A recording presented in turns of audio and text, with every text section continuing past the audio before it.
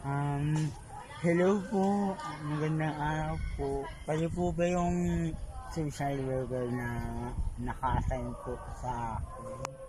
Araw ay opo, ako po yung naka-assign sa mga PWD. Ako po pala si Jen Sidin Gabinete, isang registered social worker. Opo po kayo. Ano po ang sadya niyo dito? Um, Ako po kasi ay biktima ng pambubuli at discrimination. Lagi po nila akong pinapasok sa school. Lagi din po akong nakakaranas ng discrimination. Kaya I isolated myself kasi nga feeling ko ayaw ko nang maipag-participate sa iba. Then natatakot din po ako na baka mabuli. Masaktan po nila ako. Salamat sa pag-share mo, Jay, ng problema mo. Hanga ako sa'yo kasi nagawa mong magkwento.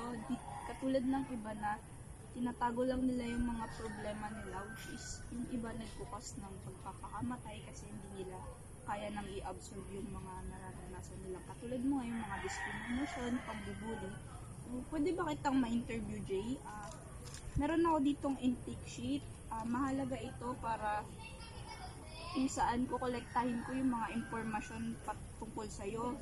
Mahalaga ito dahil ma-address natin yung mga concern about dun sa issue ng problema mo, which is yung discrimination nga. Sige po. So, anong pangalan mo, Jay? Anong full name mo? J. Beragalan po. Edad? 20 years old po. So, saan ka pinanganak, Jay? Sa Tumbod, Taytay, Palawan po. Currently living in Santa Monica. Birthday mo?